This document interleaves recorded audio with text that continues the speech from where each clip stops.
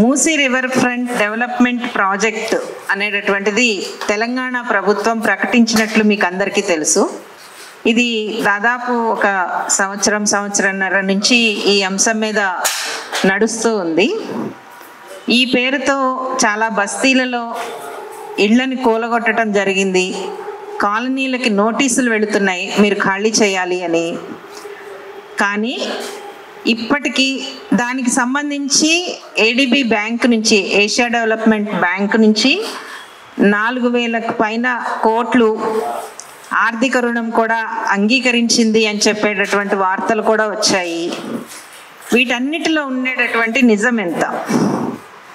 ఎందుకని చెప్పి ప్రజలకి ఏ రకమైనటువంటి ఒక వివరణ ఇవ్వకుండా, ఒక డిపిఆర్ లేకుండా, డీటెయిల్ ప్రాజెక్ట్ రిపోర్ట్ లేకుండా ప్రభుత్వము ఎందుకు ఇంత హరాబరీగా పనిచేస్తుంది, ప్రజల్ని భయభ్రాంతుల్ని చేస్తోంది, ఎక్కడెక్కడ ఏ రకమైనటువంటి సమస్యలు ఉన్నాయి మూసీలో అర్థం చేసుకోవాల్సిందేంటి, వీటన్నిటి గురించి పత్రికాముఖంగా వివరించడానికి మేము ఈ సమావేశాన్ని ఏర్పాటు చేశాం. ఈ సమావేశానికి పైకి వేదిక మీదకి రమ్మనిసిందిగా జీవన్ కుమార్ గారిని కోరుతున్నాం. మానవ హక్కుల వేదిక, అట్లానే బిలాల్ బాలయ్య గారు మూసీ దిగువ ప్రాంతాల గ్రామాల నుంచి వచ్చారు. నివాస హక్కుల కమిటీ నుంచి, ఛత్రి నుంచి వర్గీస్ గారు, బాపుఘాట్ దగ్గర ఉన్నటువంటి 12 కాలనీలు ఈరోజు ఈ సమస్య పట్ల తీవ్రంగా ప్రభావితం అవుతున్నాయి. ఆ కాలనీల నుంచి ఇక్కడ ఇంగ్లీష్లోను తెలుగులోను ప్రెస్ నోట్స్ ఉన్నాయి. దానికి సంబంధించినటువంటి సమాచారము ఇంకా ఉంది. మీడియా మిత్రులు ఇంకా జాయిన్ అయినప్పుడు వాళ్ళందరికీ ఇస్తాము. ఇప్పుడు జీవన్ గారు మాట్లాడతారు. మీడియా మిత్రులందరికీ నమస్కారం. ప్రభుత్వాలు ఎప్పుడు మారినా, గతంలో ఉన్న ఆంధ్రప్రదేశ్ తర్వాత తెలంగాణ ఏర్పడిన తర్వాత, తెలంగాణ ఏర్పడిలో మళ్ళీ బీఆర్ఎస్ తర్వాత మళ్ళీ కాంగ్రెస్, ఎప్పుడు ఈ మూసీ అంశాన్ని మాట్లాడుతున్నారు. ప్రభుత్వం రాగానే మూసీని శుభ్రపరుస్తామని రకరకాల పేర్లతోటి 2002 నుంచి ప్రయత్నం జరుగుతూనే ఉంది. కానీ ఎవరు దానికి సంబంధించి సంపూర్ణంగా చేయలేదు. కాంగ్రెస్ ప్రభుత్వం రాగానే డిసెంబర్లో అనుకుంటా వచ్చిన కొద్ది రోజులకే మూసీ ప్రక్షాళన చేస్తాం అన్నారు.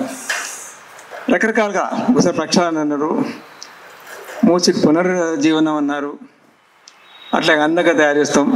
ఇప్పటి వరకు కూడా స్పష్టమైన అవగాహన ప్రజలకు కల్పించలేదు. పత్రికలు ఊహించి రాస్తున్నాయి, ఏదో డేటా తీసుకొని రాస్తున్నాయి. తర్వాత మేము అడిగేది కొన్ని విషయాలని దీంట్లో చెప్తాము. ముందుగా ఏ ప్రాజెక్ట్ నిర్మించినా ప్రజలకు సమాచారం ఉండాలి, పత్రికలు కాదు. పత్రికలు ఎట్లాగో వస్తాయి, రాస్తారు మీరు, కానీ ప్రభుత్వం తరఫున ప్రజలతో మాట్లాడాలి. ప్రజలంటే ప్రజలందరూ, ప్రజలకు సంబంధించిన ప్రతినిధులు ఉంటారు, దాన్ని పనిచేసే వాళ్ళు ఉంటారు, దాంట్లో ఉండే ప్రజలు, వాళ్ళకు సంఘాలు ఉంటాయి, అట్లాగే హక్కుల సంఘాలు ఉంటాయి, నివాస హక్కులు ఉంటాయి, అలా పనిచేసే డొమెస్టిక్ వర్కర్స్ ఉంటారు, రకరకాల వాళ్ళ జీవనం. ఎందుకంటే ఈ ప్రాజెక్టు అందరి జీవితంతో, ఆ మూసీ చుట్టుపక్కల ఇటు అటు ఉండే జీవితంతో ముడిపడ్డ ప్రాజెక్టు. వేరే ప్రాజెక్టులు వేరు, వేరే ప్రాజెక్టులో ఏదో 4 గ్రామాలు ఉంటాయి, ఆ గ్రామాలతో మాట్లాడతారు. కానీ అట్లా కాదు, రకరకాల వృత్తులు, ఎక్కువగా పేద వర్గాలు, పైన కొంచెం middle class, upper middle class. కాబట్టి ప్రభుత్వం ఇప్పటి వరకు కూడా ప్రతి 2 నెలలకు ఒక స్టేట్మెంట్ వస్తుంది, మేము వర్క్ మొదలు పెడుతున్నామని. ఏమి తెలియదు, ఏమవుతుందో తెలియదు. ఇదంతా ఏమీ కాకముందే మేము చాలా తీవ్రంగా ఇబ్బందులు పెట్టానంటే, ప్రాజెక్టు గురించిన వివరాలు తెలియదు మీకు. ఆల్రెడీ ఇక్కడ బస్తీల ప్రతినిధి ఉన్నాడు బిలాల్ గారు, దాదాపు 386 400 గ్రామాలు, 400 ఇళ్ళు తీసేస్తారు అక్కడి నుంచే, చాలా హడావిడి చేసి 400 ఇళ్ళు తీసేసి వాళ్ళకు, అంటే ప్రభుత్వం చెప్పింది మీరు చాలా అబద్ధత ఉంది, వరదలు వస్తాయి కాబట్టి మిమ్మల్ని తరలిస్తాం, మూసీ ప్రాజెక్ట్ వస్తుంది అని అక్కడక్కడ వాళ్ళకు నివాసం ఏర్పరిచినారు. కానీ వాళ్ళు ఇంకా సెట్ కాదు. ఇదొకటి. రెండోది, ఎన్నిసార్లు అంటే కూడా ప్రాజెక్ట్ రిపోర్ట్ ఇవ్వడం లేదు. కానీ చాలా ఆశ్చర్యంగా ప్రాజెక్ట్ రిపోర్ట్ ఇవ్వలేదు, కానీ ఎవరో ఒక సంస్థ ఆ ప్రాజెక్ట్ ఆధారంగా ఒక పుస్తకాన్ని తీసుకొచ్చిండ్రు, ఫీజిబిలిటీ రిపోర్ట్ అని. ఈ పుస్తకం ప్రభుత్వం నుంచి ఎట్లా లీక్ అయింది, ఎవరిచ్చారు, అసలు వాళ్ళ విశ్వసనీయత ఏంది, ఎవరు వాళ్ళు అసలు చాలా రాశారు. ఎన్ని ఇళ్ళు పోతాయి, ఎంత అంటే ప్రభుత్వం చాలా సీక్రెట్గా, ప్రభుత్వంలో అధికారులు లేక రాజకీయ నాయకులు రహస్యంగా ఒప్పందాలు బయట సంస్థలతో ఉన్నాయి, వాళ్ళకి మాకు తెలియదు. ఏడీబీ వాళ్ళు లీక్ చేశాడా, ఏడీబీకి లోన్కి అప్లై చేశాడని చెప్తున్నారు, మాకు తెలియదు. మేము చూస్తున్నాం పత్రికల్లో వచ్చింది 41,000 కోట్లు అని వచ్చేసింది, మొదలవుతుంది అని రకరకాల స్టేక్ హోల్డర్స్, ఏజెంట్, మేము ఏజెంట్లనే వాడతాము, స్టేక్ హోల్డర్స్ ఏం కాదు, ఏజెంట్లే, లాభాల కోసం పనిచేసే ఏజెంట్ చాలా ఉంటారు సమాజంలో. అట్లా అంటే చాలా కన్ఫ్యూజన్లో ఉన్నాం మేము, అంటే యాక్టివిస్టులుగా మేము కన్ఫ్యూజన్లో ఉన్నాం. ప్రజలు మమ్మల్ని చాలా ప్రశ్నలు వేస్తున్నారు, అసలు మూసీ ప్రాజెక్ట్ ఏంది. అందరూ బేసిక్గా అంటే మాతో పాటుగా అందరూ అడిగేది ఏంటంటే, ఇది అవసరమే, ఏది అవసరం, మూసీ నీరు బాగా కాలుష్యం అయిపోయింది, నీటిని శుభ్రం చేయడం అవసరమే, పారే నీటిని శుభ్రం చేయడం, దానికి సంబంధించి మాకు చెప్పండి. ఇది కింది గ్రామస్తులు కూడా వచ్చారు, వాళ్ళు మాట్లాడతారు, ఇది పునర్జీవనమా లేక ఇది క్లీన్ చేయడమా లేక అందంగా చేయడం అవన్నీ ఒక అవసరం, కానీ మాకు మంచి నీళ్ళు కావాలా, ఈ నీటిని శుభ్రపరచాలా. ఆ విషయంలో మాకు కానీ కింద రైతులు, మేము చాలాసార్లు తిరిగాం, కింద దాదాపు 60-70 గ్రామాలు 40 చెరువులకి నీళ్ళు పోతాయి, వాళ్ళకి ఏం అభ్యంతరం లేదు, మాకు కావాలంటుండ్రు. వాళ్ళు ఏమంటున్నారు మాతో కూడా మాట్లాడారు. కాబట్టి అన్ని అంశాలు ప్రెస్ మీట్లో చెప్తాం, తర్వాత అందరు వివరాలు మాట్లాడతారు. విలేకరులందరికీ నమస్కారం. అంటే దాదాపు 3 దశాబ్దాలుగా మూసీ నదికి సంబంధించి వేరే ప్రభుత్వాలు ప్రణాళికలు తీసుకొస్తున్నాయి. గత 10 ఏళ్లలో చూసుకోండి, అంటే తెలంగాణ వచ్చిన తర్వాత బీఆర్ఎస్ ప్రభుత్వం 2017లో మూసీ రివర్ డెవలప్మెంట్ కార్పొరేషన్ అనేసి కంపెనీస్ యాక్ట్ కింద వాళ్ళు ఒకటి ఎంటిటీని స్థాపించారు. అండ్ కొంత ప్రాసెస్ నడిచింది, అది మళ్ళీ ఆగిపోయింది. మళ్ళీ కాంగ్రెస్ ప్రభుత్వం వచ్చిన తర్వాత గత 2 ఏళ్లలో మళ్ళీ దీన్ని ఒక పెద్ద స్థాయిలో ఒక ఫ్లాగ్షిప్ ప్రోగ్రామ్ గా వాళ్ళు ముందుకు తీసుకెళ్లాలనేసి వాళ్ళు ప్రయత్నిస్తున్నారు. లాస్ట్ ఇయర్ నుంచి చూస్తేనే, ఇన్ఫాక్ట్ లాస్ట్ 2024 ఇక్కడే ఈ సోమాజిగూడ ప్రెస్ క్లబ్ లో ఒక ప్రెస్ మీట్ పెట్టి, అంటే మేము ఆల్రెడీ చాలా మంది, దాదాపు 400 మంది కుటుంబాల వాళ్ళ ఇళ్ళని కూల్చేయడం, ఇటువైపు చాదర్ఘాట్, శంకర్ నగర్, ఈ బస్తీల ప్రజల జీవితాన్ని నిర్వాసితులు చేయడం సంబంధించి ప్రశ్నించాము. కానీ ఇప్పటి వరకు, అంటే లేటెస్ట్ ఇన్ఫర్మేషన్ మనం చూస్తే కూడా అక్టోబర్ 18న ప్రభుత్వం ఎంఆర్టీసీఎల్ ఇచ్చిన ఇన్ఫర్మేషన్ ప్రకారం డీటెయిల్ ప్రాజెక్ట్ రిపోర్ట్ ఈ ప్రాజెక్ట్ కి సంబంధించి లేదు. అంటే డిపిఆర్ లేకుండా మీరు అసలు ఏ విధంగా ముందుకెళ్తారు, డిపిఆర్ లేకుండా ప్రజల ఇళ్ళని ఎలా కూలగొడతారు అన్నది ఒక చాలా స్థూలమైన ప్రశ్న. అదే విధంగా ఇది అసలు ప్రభుత్వం అంటుంది ఇది ప్రజల కోసం మూసీని క్లీన్ చేయడానికి అనేసి, కానీ నిజంగా ఇది అసలు పబ్లిక్ పర్పస్ ప్రాజెక్టా కాదా అన్నది కూడా ఒక ముఖ్యమైన ప్రశ్న. మేము మూసీ జన ఆందోళన తరఫు నుంచి మేము అంటున్నామంటే, ఇది నిజంగా అది ఎకాలజీకి సంబంధించి ఆ దృష్టి నుంచి చూసినా లేకపోతే ప్రజల పక్షం నుంచి చూసినా ఇది నిజమైన ఒక పబ్లిక్ పర్పస్ ప్రాజెక్ట్ కాదు. సో ఫండమెంటల్ గా అసలు పబ్లిక్ కి ప్రయోజనం నిజంగా లేని ప్రాజెక్ట్ ని ఇంత వేగవంతంగా, ఇంత ఒక పెద్ద స్థాయి ఇన్వెస్ట్మెంట్ ని ఆశిస్తూ ప్రభుత్వం ఎందుకు పుష్ చేస్తుంది అన్నది ఒక పెద్ద ప్రశ్న. అండ్ ఇందాక జీవన్ గారు కూడా చెప్పినట్టు ఏడీబీ ఏషియన్ డెవలప్మెంట్ బ్యాంక్ నుండి 4,100 crores ఫైనాన్స్ అప్రూవ్ అయింది అనేసి మనం చాలా మీడియాలో, అంటే దాదాపు అన్ని మీడియాలో మనం న్యూస్ చూసాము. మేము ఇన్ఫాక్ట్ ఏషియన్ డెవలప్మెంట్ బ్యాంక్ కి, ఎందుకంటే ఇది చాలా ప్రాజెక్ట్స్ నేపథ్యంలో ఇది కొన్ని దశాబ్దాలుగానే ఒక ప్రాసెస్ ఉంది. Affected communities, civil society organizations, banks ని కూడా అప్రోచ్ అవ్వచ్చు. సోషల్ ఎన్వైరన్మెంటల్ ఆస్పెక్ట్స్ కి సంబంధించి బ్యాంకు కూడా ఇన్ఫార్మ్ చేయొచ్చు. వాళ్ళు కూడా దీన్ని మొత్తం ఈ అంశాలని పరిశీలించాలన్నది ఒక లోన్ ఇచ్చే ముందు ఇది ఒక క్లియర్ ప్రాసెస్ ఉంది. సో మేము ఏడీబీకి ఒక డీటెయిల్డ్ సబ్మిషన్ ఇండియాలో ఉన్న వాళ్ళ కంట్రీ డైరెక్టర్ కి, మిగతా ఎగ్జిక్యూటివ్ డైరెక్టర్ కి మేము రాసాము 12th November. అండ్ వాళ్ళు 17th November కి ఇచ్చిన జవాబు చాలా ముఖ్యమైన నేపథ్యం ఇవాల్టి ప్రెస్ కాన్ఫరెన్స్ కి. నేను ఆ ఎక్స్ట్రాక్ట్ మాత్రం చదువుతాను. The Musi Jan Andolan submission was acknowledged by Ms. Momoko Nita, Senior Urban Development Specialist with Asian Development Bank. She indicated that the Musi Riverfront Development Project has been recently posed by the Government of India to the Asian Development Bank for financing, and as such it is not yet listed on the ADB website. She further stated, "We want to assure you that the issues you have raised will be examined during our due diligence process. In the meantime, we encourage you to approach the Musi Riverfront Development Corporation or any other appropriate authority within the Government of Telangana to to address your specific concerns. అంటే ముఖ్యంగా ఇందులో వాళ్ళు చెప్పింది ఏంటంటే, ఒకవైపు మీడియాలో అసలు ఇన్ని కబుర్లు వచ్చాయి, 4100 కోట్ల రూపాయలు ఒక రకంగా ఫైనాన్స్ కి గ్రీన్ సిగ్నల్ ఏడీబీ ఇచ్చింది అనేసి. కానీ వాళ్ళు ఇచ్చిన రిప్లై ప్రకారమే క్లియర్ గా చూస్తే it is still in the pipe line. అంటే భారత ప్రభుత్వం ఇటువైపు నుంచి వాళ్ళు ఒక ప్రపోజల్ పెట్టారు అంతే, అది వాళ్ళ వెబ్సైట్ మీద లేదు, దానికి సంబంధించిన ఎటువంటి ఆమోదం జరగలేదు. అండ్ వాళ్ళు క్లియర్ గా చెప్తున్నారు, మేము అంటే ప్రజల వైపు నుంచి రేస్ చేసిన అంశాలన్నీ వాళ్ళు డ్యూ డిలిజెన్స్ ప్రాసెస్ లో వాళ్ళు దాన్ని ఖచ్చితంగా చూస్తారు అనేసి. అంటే ఇది ఇంత బేసిక్ లెవెల్లో ఉన్నప్పుడు ఇంకొక వైపు అది బాపు ఘాట్ వైపు చూసినా, చాదర్ ఘాట్ వైపు వాళ్ళు చూసినా, మనం చూసినా they are really trying to go ahead with the project. So ముఖ్యంగా మేము ఇవాళ ఈ ప్రెస్ కాన్ఫరెన్స్ ద్వారా రేస్ చేయాలనుకుంటున్న ప్రశ్న ఇదే. అంటే ఒక క్లియరెన్స్ ప్రాసెస్ క్లియర్ గా లేకుండా ప్రజలతో పాటు సంప్రదింపులు జరగకుండా ఎందుకు ఇంత పెద్ద స్థాయి ప్రాజెక్ట్ ని మీరు పుష్ చేస్తున్నారు? అండ్ ఈ ఫాల్కన్ ఇండస్ట్రీస్ రిపోర్ట్ కూడా, అంటే ఇది కూడా అంటే డిపిఆర్ లేదు కానీ ప్రీ ఫీజిబిలిటీ రిపోర్ట్ ఆల్రెడీ వచ్చేసింది. ఇందులో మొత్తం మీరు చూస్తే ఎక్కడ కూడా అసలు ఒక పదం కూడా పెద్ద స్థాయిలో అసలు మనం ఇవాళ మూసీకి సంబంధించిన సమస్య టాక్సిక్ ఎఫ్లూయెన్స్ ఫ్రమ్ ఫార్మాసిటికల్ కంపెనీస్, దానికి సంబంధించి దిగువ గ్రామ మిత్రులు ఖచ్చితంగా దీని గురించి మాట్లాడతారు. అంటే ఎన్నో ఏళ్లుగా ఈ టాక్సిక్ ఎఫ్లూయెన్స్ వల్ల వాళ్ళ సమస్యలు ఎదుర్కొంటున్నారు. సో ఈ నదిని పరిశుద్ధం చేయాలన్న దానికి సంబంధించి అసలు ఎక్కడా ఒక క్లారిటీ లేదు. ఈటీపీస్ ఎస్టాబ్లిష్ చేస్తామన్న దానికి సంబంధించి ఒక రెఫరెన్స్ లేదు. సో దేనికి సంబంధించి ఈ ప్రీ ఫీజిబిలిటీ రిపోర్ట్ అన్నది మా ప్రశ్న.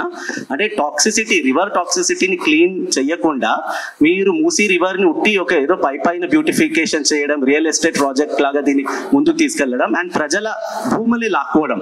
So whether this is real estate project or whether it's a public purpose project, ఇది ఒక ముఖ్యమైన ప్రశ్నలు మేము చాలా ఏడాది కాలం నుండే ప్రభుత్వానికి వేస్తున్నాము. డిపిఆర్ ఎక్కడ, అసలు ఈ పబ్లిక్ పర్పస్ ని మీరు ఎస్టాబ్లిష్ చేయండి. కానీ ప్రభుత్వం వైపు నుండి ఎటువంటి స్పష్టత లేకుండా, ప్రజలతో సంప్రదింపులు లేకుండా వాళ్ళు దీన్ని ముందుకు తీసుకెళ్తున్నారు. కాబట్టి మేము ఖచ్చితంగా దీన్ని ప్రశ్నిస్తున్నాము. ప్రజాస్వామ్యంగా అండ్ చట్టబద్ధంగా ప్రజలకి ప్రశ్నించే హక్కు ఉంది.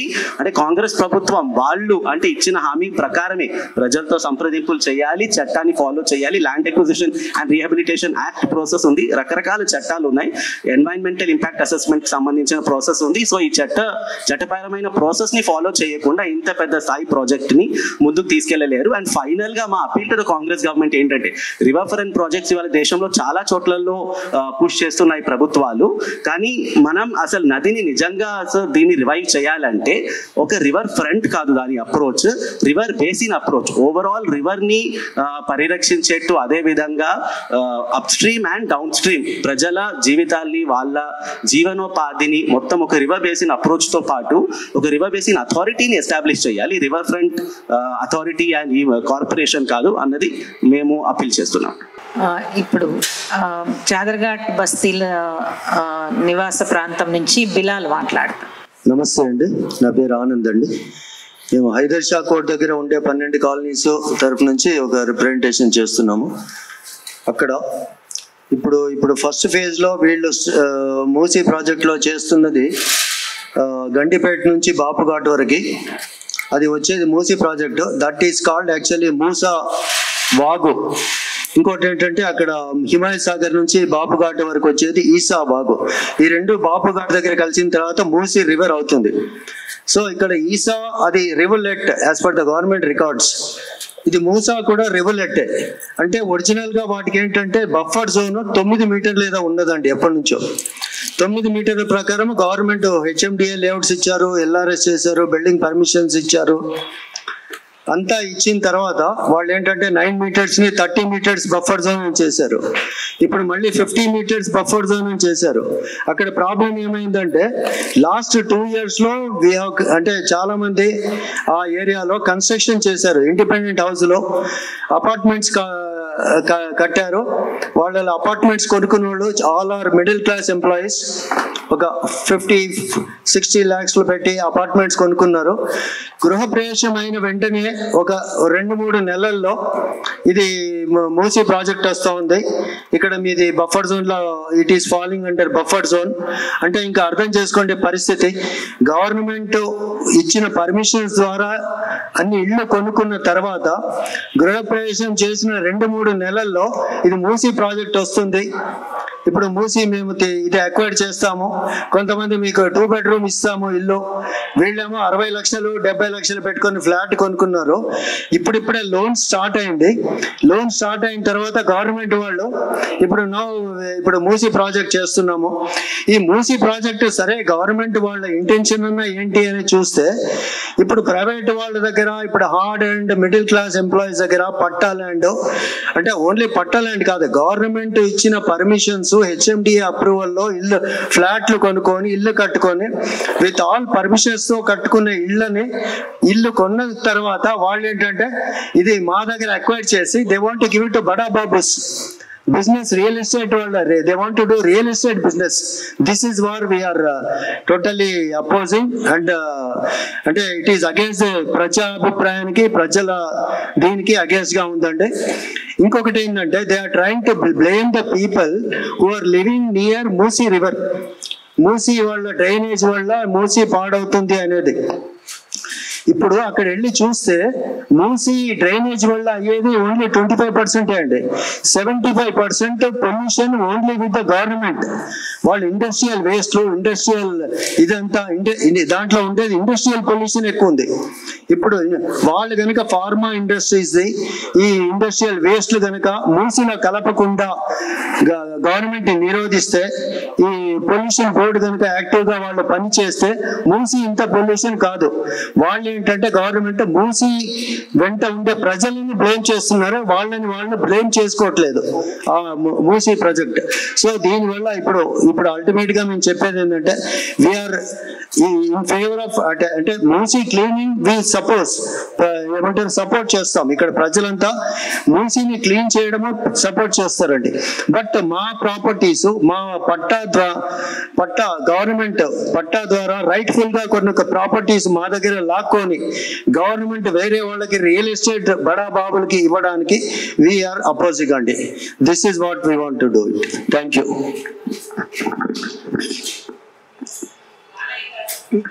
నా పేరు బాలయ్య, మాది యాదాద్రి జిల్లా మూదన్ పొచ్చల్ మండల్ జూలూరు గ్రామము. ఈ మూసి ఈ రివర్ పండు వల్ల మా గ్రామాలకు 70 గ్రామాలకు వచ్చే ఉపయోగమైంది అని ప్రశ్న. ముఖ్యంగా మా చిన్నప్పుడు మూసిలో మేము నీళ్లు తాగేవాళ్ళం. మా పశువులు, గడ్డి, మత్స్య సంపద ఇదంతా చాలా గణనీయంగా ఉండేది. ఈ రాను ఈ మూసి కలుషమైపోయి ఈ పారిశ్రామికవేత్తలు నుంచి వెలువడే విష పదార్థాల వలన మూసి మొత్తము సర్వనాశనం అయిపోయింది. కావున ఇప్పుడు ఈ మూసి పక్షాలను అంటున్నారు. మాకు ముఖ్యంగా మూసి పక్షాలను జరగవలసిందే. కానీ మా దిగువ ప్రాంతాలైన 70 గ్రామాలు పిర్జాతగూడ నుండి సూర్యాపేటకు ఉన్న గ్రామాలకు ఏమి ఉపయోగము? మేము ముఖ్యంగా కోరేది ఒకటే, మీరు చేయండి, పక్షాలు చేయండి, ఈ ఇండస్ట్రీ వ్యర్థ పదార్థాలు ఆపేయండి. మొత్తం సైలెన్స్ బోర్డుల వల్ల ఇది ఒక శుద్ధి చేసి మూసిని పక్షాలను చేయవలసిందిగా మేము ముఖ్యంగా కోరుతా ఉన్నాం. ఇంకోటి, మా పిర్జాతగూడ నుంచి సూర్యాపేట వరకు 24 కత్తాలు ఉన్నాయి. ఈ 24 కత్తాలు కూడా అది క్షీణ దిశలో ఉన్నాయి. రాళ్ళు మూసిపోయి తూములు లేక గడ్డి మొలిచి, గురండేకాకు మొలిచి, కంప చెట్టు మొలిచి చాలా అధ్వానంగా ఉన్నాయి. ఇవి పట్టనట్టుగా ప్రభుత్వాలు ఎన్నిసార్లు విజ్ఞాపన చేసినా ఎంతో మంది పర్యావరణవేత్తలు ఈ ప్రాంతాన్ని పరిశీలించి, పురుషోత్తం రెడ్డి వంటి పెద్ద వాళ్ళు కూడా మా ప్రాంతాన్ని పరిశీలించి ప్రభుత్వానికి ఎన్నోసార్లు రిప్రజెంటేషన్ కూడా ఇలా జరిగింది. కానీ ఎన్ని ప్రభుత్వాలు మారినా, ఎంతమంది ఈ ముఖ్యమంత్రులు మారినా మూసి పక్షాలను మాత్రం చేస్తామంటారు తప్ప ఎవరేం చేస్తలేరు. కావున మా డిమాండ్ ఒకటే, మూసి పక్షాలను చేయాలి, మూసి శుద్ధి చేయాలి, మా గ్రామాలకు స్వచ్ఛమైన నీళ్ళు ఇవ్వాలి, మా యొక్క మత్స్య సంపదను కాపాడాలి, మా రజకులు బట్టలు కూడా వీలు ఉండాలి. ఇవన్నీ కూడా మా గొర్రె కాపాడలకు కూడా నీళ్లు తాగుతందుకు, పశువులు నీళ్ళు తాగుతందుకు అనుకూలంగా మార్చాలని కోరుతూ మేము ఈ ప్రభుత్వానికి ఈ వేదిక ద్వారా డిమాండ్ చేస్తా ఉన్నాం.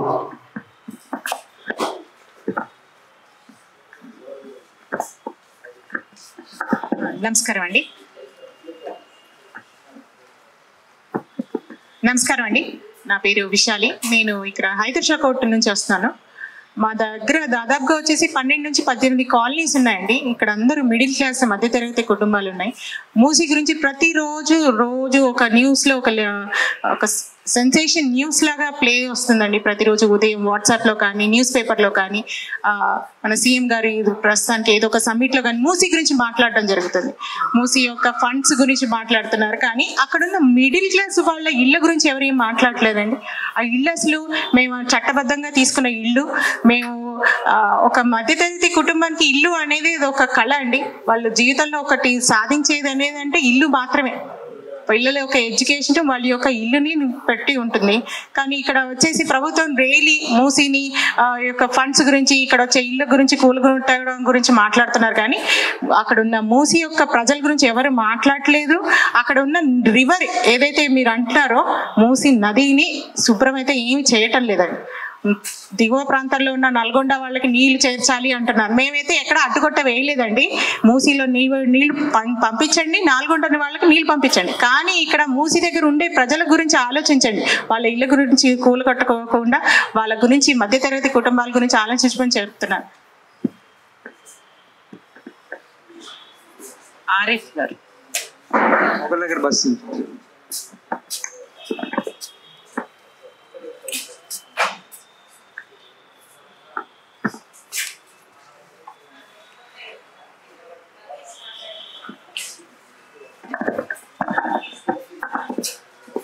వర్గీస్ గారు నివాస హక్కుల సమితి నుంచి. Friends, I represent Campaign for Housing and Tenurial Rights, Chhatri. Chhatri came to be an organization of people's organization living along the Musi River 28 years ago.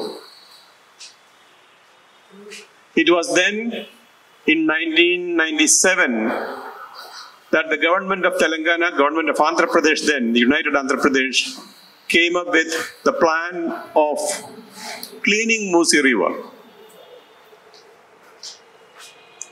And all of us who lived along the river said, yes, we are with you, we are with the government. But then the government never told us what this project is about, how it will take shape, and what would be the future of the people who live along the river, neither in the city nor in the villages downstream. They had no plan. 28 years ago, they did not have a plan. Today, they do not have a plan as far as what they want to do with Musi River is concerned.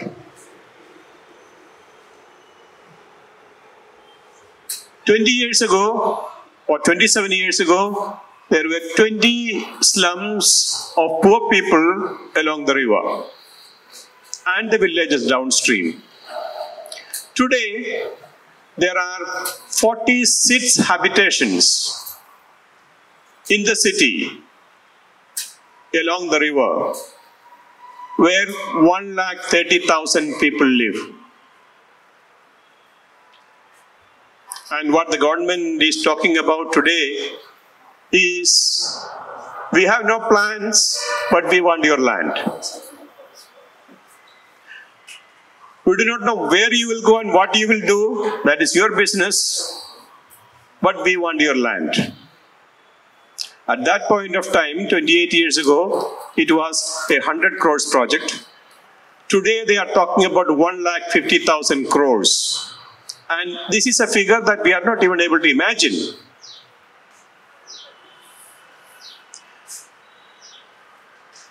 They have been saying the Asian Development Bank is going to finance the project, but then Musi Jan Andolan, on its representation to the Asian Development Bank, said, okay, we have received a representation, we have received a project, but we have not taken any decision on it. But here, the government has been celebrating, saying that 4,100 crores have been already allotted, and it is a matter of time we will start the project. Now, the people who live along the river, it's 130,000 people who live along the river in the city alone, who are they are not encroachers. They are owners of this land. They have documents to show that this land where they live have been bought. They have documents to show that. So one thing that the people who live along the river is asking the government is, please do not call us encroachers. We are legal inhabitants. We are legal dwellers along the Musi River. So this is one thing that the people who live along the river are asking. Don't call us encroachers. We are legal habitants of our habitations are legal. One. Second, people who live along the river are the first stakeholders as far as the river is concerned. And we want the river to be cleaned.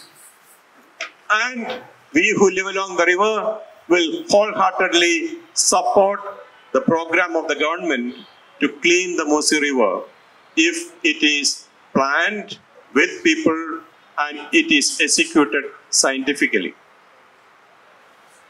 The third is that please do not create a rift.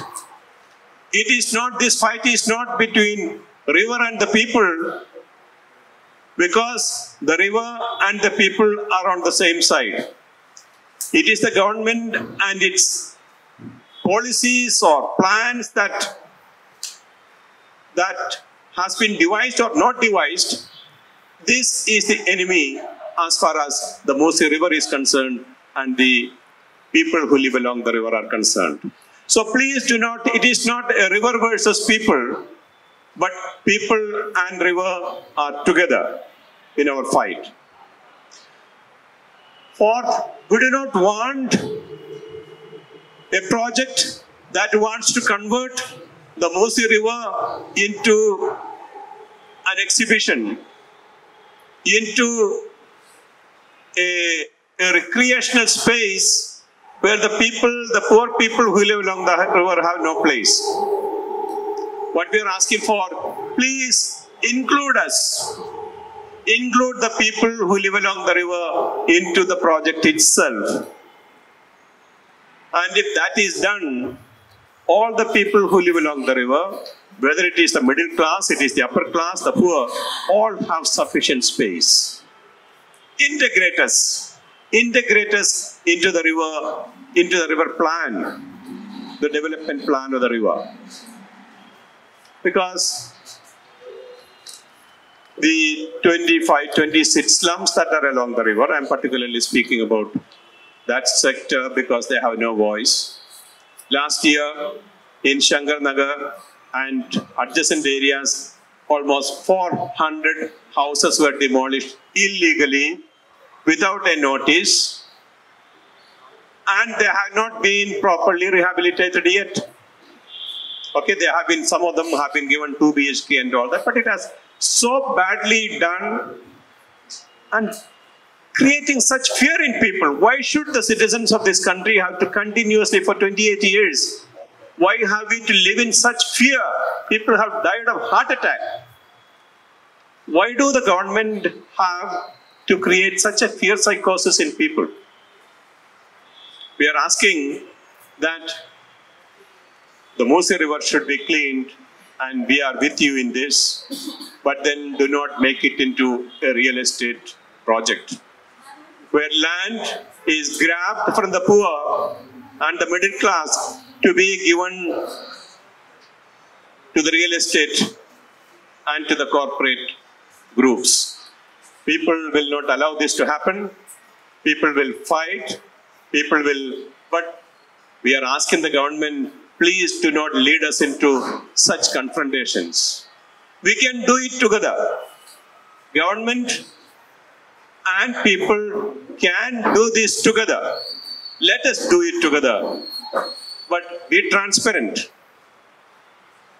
Place what your plans are before us. And we people have ordinary people who live along the river have tremendous wisdom. They know the river more than anyone else. Take people into confidence so that we create a plan that is pro-people, pro-river, pro-city and pro-Telangana. This is precisely what we are asking for. Thank you. मेरा नाम सैयद बिलाल है, मैं old बलकपेट में रहता हूँ। ये जो मूसी का जो इशू है एक 27-28 साल पुराना इशू है। हर टाइम गवर्नमेंट चेंज होते ही सीधा फोकस मूसी के ऊपर, और मूसी के अंदर रबर डैम बनाए, उसका क्या हुआ कोई उसकी जवाबदारी नहीं है। उसके आसपास में वॉकिंग ट्रैक बनाए, उसका कोई हिसाब किताब अभी तक है नहीं। अभी मूसी के आसपास के लोगों को बगैर किसी इंटीमेशन के एक 8 महीने पिछले उन लोग को निकाला गया है। अभी जैसे कि ईडीपी को जैसे लेटर लिखे हैं, मालूम पड़ा है कि कोई उसके ऊपर लोन नहीं दिया गया है, खाली अभी प्रपोजल आया है। प्रपोजल से पहले क्यों निकाला गया है, किस वजह से निकाला गया है, ये एक बहुत बड़ा सवाल है, क्योंकि हर टाइम मूसी के आसपास के लोग ही सरकार को दिख रहे हैं। अगर मूसी साफ होना मूसी के आसपास के लोग भी चाहते हैं, मगर के मूसी के आसपास के लोग को रखते हुए मूसी साफ करना है। और मूसी साफ करने के लिए जो गवर्नमेंट बात कर रही है, यही गवर्नमेंट मूसी को पूरा तबाह कर दी है। कभी सीवरेज लाइन के नाम पे, कभी वॉकिंग ट्रैक के नाम पे, कभी रबर डैम के नाम पे, ये सभी जो मूसी को जो खराब करी है, ये गवर्नमेंट ही खराब की है। मूसी के आसपास के लोगों से मूसी खराब नहीं हुई है, मूसी और अच्छी हो रही है। क्योंकि मूसी के अंदर अगर कोई लेके आके डिब्बेस अगर डंप करता है या अगर कचरा अगर डंप करता है, तो यही मूसी के आसपास के लोग कंप्लेंट करते हैं, जीएचएमसी हो या रेवेन्यू डिपार्टमेंट में हो। तो अभी जैसे कि मूसी के ऊपर गवर्नमेंट, कोई भी गवर्नमेंट आए तो मूसी के ऊपर फोकस क्या है, मूसी के ऊपर वो लोग इतना इंटरेस्ट क्यों बता रहे हैं, मूसी से उनको क्या बेनिफिट है, लोग को क्या बेनिफिट है। लोगों को तो जीरो बेनिफिट है, लोगों को यही एक बेनिफिट है, मूसी के अंदर से अगर साफ पानी जाएगा तो मूसी के आसपास के लोगों का भी विकास अच्छा होगा। और जो हमारे आगे जो गांव है, गांव के अंदर भी जो फसल के लिए, जो खेती के लिए जो पानी यूज होता है, वो पानी भी अच्छा मिलेगा। और साथ ही साथ ये मूसी के अंदर पोल्यूशन वाटर भी इतना सारे कंपनीज का मिल रहा है, उसके ऊपर रोक टोक नहीं है। सिर्फ मूसी के आसपास में अगर 30, 35, 40 गज के ऊपर अगर कोई रहते हैं तो वो इंक्रोचमेंट बोलते हैं। हम इंक्रोचमेंट नहीं है, हम खरीदार है, और हम कब्जेदार नहीं है, हम खरीदार है। सरकार को हम साफ तौर पे बताना चाह रहे हैं कि हैदराबाद के अंदर 99% पूरा पट्टा लैंड है, और पूरा जो ग्रास लैंड था उन्हीं से हम लोग भी परचेज किए, और उन्हीं से परचेज करके हम लोग घर बनाए हैं। और अभी गवर्नमेंट बोलती है कि आप लोग मूसी इंक्रोच है। अरे मूसी इंक्रोच हम लोग नहीं है भाई, हम लोग मूसी का लैंड है या ग्रास लैंड है, हम लोग खरीदे हैं पट्टेदार से। अभी जैसे कि नागौल के अंदर भी देख रहे हैं, HMDA का एक बड़ा लेआउट बना के उपल के पास में, वहां पे भी पूरा लैंड सेल कर रही है, गवर्नमेंट सेल कर रही हो। तो क्या वो मूसी का लैंड नहीं है, क्या वो पट्टा लैंड नहीं है, क्या जो बड़े बड़े जो बिल्डिंग्स बने हैं क्या वो भी कब्जे के हैं? मूसी के अंदर गंडीपेट के आसपास का जो सराउंडिंग एरिया है, 98-99 में हम लोग जो है जाके तेलुगु देशम गवर्नमेंट से मिले थे। जीवन सर भी थे, कनाबिरन सर, बाल गोपाल सर, बहुत सारे लोग थे पुराने। उनके साथ में जाके बोले कि गंडीपेट पूरा आसपास इंक्रोच हो रहा, आप इंक्रोच को रोकीजिए। मगर गंडीपेट का इंक्रोच रोके नहीं है, और आज भी इंक्रोचमेंट चल रहा है।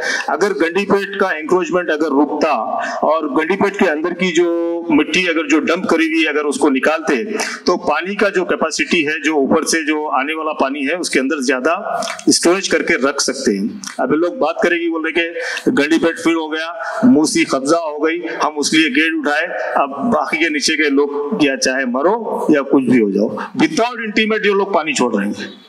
क्योंकि हर साल तकरीबन 2020, 21, 22, 23, 24, 25 5 साल से भी विदाउट इंटीमेट पानी छोड़ा जा रहा है, और लोग को डुबाकर मारने की कोशिश कर रहे हैं। और मूसी के ऊपर गवर्नमेंट को क्या ऐसा दिख रहा पता नहीं है। हर गवर्नमेंट, जो भी गवर्नमेंट आएंगी, तेलुगु देशम से लेके कांग्रेस आया, कांग्रेस के बाद बीआरएस के बाद फिर कांग्रेस, तो यही लोग जो सो मूसी के ऊपर क्यों फोकस करे हैं। और हमको जो डाउट है, ये मूसी के नाम से गरीब लोगों को निकाल कर बड़े बड़े नेता लोग कब्जा कर कि प्राइवेट कंपनीज वालों को बेचने की साजिश कर रहे हैं। क्योंकि हमको तो एक 100 गज का मकान लेके 2 BHK के अंदर डाल दे रहे हैं। अगर ये जो 100 गज की जो मकान की जो वैल्यू है हमारी तकरीबन 30-40 लाख की वैल्यू है, उसमें जो 10-12 लाख रुपए का घर देके हमको हटा रहे हैं, तो ये बिल्कुल गलत है। और जो अभी EDB ने जो जवाब दिया है कि हमने कोई ऐसा लोन पास नहीं किया है, तो इसका जवाब सरकार को देना चाहिए। या EDB झूठ बोल रही है या सरकार झूठ बोल रही है। और इसी के ऊपर जैसे पेपर्स के अंदर भी बहुत सारे इसके बारे में आए, लोन सैंक्शन हो गया, ये हो गया, वो हो गया, मगर हकीकत में अभी देखा गया तो EDB से जो जवाब आया है हम कोई लोन दिया नहीं है। तो हम इसके ऊपर और थोड़ा काम करते हुए, या EDB गलत बोल रही है या सरकार गलत बोल रही है, इसके ऊपर भी हमको खुला क्लैरिटी चाहिए। अगर सरकार अगर गलत बोल के हम गरीब लोगों को अगर वहां से डिस्प्लेसमेंट करके निकाली है तो हम उसके ऊपर क्रिमिनल केस लगाकर हम उसको भी फाइल करेंगे।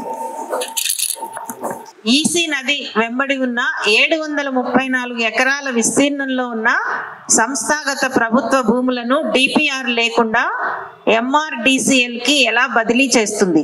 దీన్ని ప్రశ్నించాల్సిన అవసరం ఉంది. Falcon resident infra consultant company DPR లేకుండా ప్రీ ఫీజిబిలిటీ రిపోర్టుని, ఇది ప్రీ ఫీజిబిలిటీ రిపోర్ట్ ఎలా తయారు చేసింది? DPR లేకుండా ఇది తయారు చేయడం అనేటటువంటిది అసాధ్యం. ప్రభుత్వం ఈ విషయాన్ని వివరించాల్సిన అవసరం ఉంది. హైదర్ షా కోట్ బండ్లగూడ జాగీర్ ప్రాంతంలోని 12 కాలనీల నివాసితుల ఆందోళనను పరిష్కరించాలి. ఏ ఆధారాలు లేని ఫీజిబిలిటీ నివేదిక కారణంగా వారు భయాందోళనను ఎదుర్కొంటున్నారు. దశాబ్దాలుగా మూసీ నదిని కలుషితం చేస్తున్న పరిశ్రమలు, ముఖ్యంగా ఔషధ సంస్థల వల్ల కలిగే కాలుష్యాన్ని నియంత్రించడానికి, పర్యవేక్షించడానికి ప్రభుత్వం ఏమి చర్యలు తీసుకున్నారో బహిరంగంగా ప్రకటించాలి. నిజానికి మూసీ ఈ స్థాయిలో కలుషితమైపోవటానికి కారణమే ఈ ఇండస్ట్రియల్ వేస్ట్ అనేటటువంటిది ముఖ్యంగా ఫార్మాస్యూటికల్ కంపెనీల నుంచి వస్తుంది. దాని గురించి ఎక్కడా మాట్లాడకుండా, ఏ రకమైనటువంటి చర్యలు తీసుకున్నారో చెప్పకుండా, ఏ విధమైనటువంటి అవగాహన లేకుండా ఈ ప్రాజెక్టును ముందుకు తీసుకెళ్తున్నారు. ప్రజలను వారి ఇళ్ళు, జీవనోపాధి నుండి బలవంతంగా తరలించటానికి, రియల్ ఎస్టేట్ను ప్రోత్సహించటానికి, పర్యాటకాన్ని లాభదాయకంగా మార్చటానికి ప్రయత్నించే ఏ చర్యనైనా మేము ప్రజా సంఘాలుగా, పౌర సమాజంగా తీవ్రంగా వ్యతిరేకిస్తున్నాము. అదే సమయంలో దీన్ని ప్రజా ప్రయోజనం అనేటటువంటి పేరుతో ఆ ప్రాజెక్టుగా చూపటాన్ని కూడా వ్యతిరేకిస్తున్నాము. ప్రభుత్వం మొండిగా పైన పేర్కొన్న అంశాలపై దృష్టి పెట్టకుండా ముందుకు సాగవద్దని, ప్రజాస్వామ్య ప్రాతిపదిక మీద ప్రజలతో మాట్లాడాలని చెప్పి, ఆ రకమైనటువంటిది గనక లేకపోతే చట్టపరమైనటువంటి పోరాటానికి మేము సిద్ధంగా ఉన్నామని కూడా ఈ మూసీ జన ఆందోళన తరపున మేము ప్రకటిస్తున్నాము. మరో పెద్ద అంశం ఏంటంటే, ఇందాక మీరా చెప్పారు, ఆసియా అభివృద్ధి బ్యాంకు నుంచి ఈ మూసీ ప్రాజెక్టు కోసం 4100 కోట్ల నిధులు ఆమోదమయ్యాయి, ఇంకా ప్రాజెక్టు ముందుకు వెళ్ళిపోతుంది అని చెప్పి మీడియా సమక్షంగా ముఖ్యమంత్రి గారు ప్రకటించారు. ఇది కానీ ADB ఆసియా అభివృద్ధి బ్యాంకులో వెబ్సైట్లో దీని ప్రస్తావన ఎక్కడా ఇప్పటికీ లేదు. దాని మీద మేమందరం కూడా ఒక లెటర్ రాసాం. దానికి ఇక్కడ ఉన్నటువంటి వాళ్ళందరితో పాటు ఇంకా చాలా మంది సంతకాలతో వాళ్ళకి లెటర్ రాస్తే, 12వ తేదీన మేము లెటర్ రాస్తే మాకు వాళ్ళ వైపు నుంచి ఒక సమాధానం వచ్చింది. ఆ సమాధానం ఏంటంటే, మేము ఇంతవరకు ఈ ప్రభుత్వము ఆసియా బ్యాంకుకి ఆర్థిక సహాయం కోసం ఒక ప్రాజెక్ట్ ప్రపోజల్ ఇచ్చారు, కానీ వాళ్ళు ఇంతవరకు కూడా దానిని యాక్సెప్ట్ చేయలేదు. అంటే నిధులు ఇవ్వడానికి యాక్సెప్ట్ చేయలేదు. ప్రపోజల్ వాళ్ళకి వెళ్ళింది కానీ ప్రభుత్వం ప్రపోజల్ పెట్టిన మరుక్షణమే ఈ ప్రాజెక్ట్ యాక్సెప్ట్ అయిపోయింది అనే వైపుగా ప్రచారం మొదలుపెట్టారు. ఇది ఇందాక మీరు చాలా స్పష్టంగా చెప్పారు. దీంట్లో ముఖ్యమైనటువంటిది పారదర్శకత లేకపోవటము, ప్రజాస్వామ్య సంప్రదింపులు లేకపోవటం, వివరణాత్మకమైనటువంటి ప్రాజెక్టు నివేదిక లేకపోవటం, అక్రమ కూల్చివేతలు, మూసీ నది తీవ్ర కాలుష్య స్థితి, దాన్ని శుభ్రపరచడానికి కార్యాచరణ ప్రణాళిక లేకపోవటం, పర్యావరణ నిబంధనలు, మానవ హక్కుల ఉల్లంఘన వంటి తీవ్రమైన ఆందోళన అంశాలను దృష్టిలో ఉంచుకుని తెలంగాణ ప్రభుత్వము ఈ మొత్తం ప్రాజెక్టుని సమీక్షించాలని, నది ఒడ్డునున్నటువంటి సమూహాలు, పౌర సంఘాలు, పౌర సమాజంతో వివరణాత్మకమైనటువంటి సంప్రదింపులు జరపాలని మేము మూసీ జన ఆందోళన తరఫున డిమాండ్ చేస్తున్నాము. థ్యాంక్ యూ అందరికీ.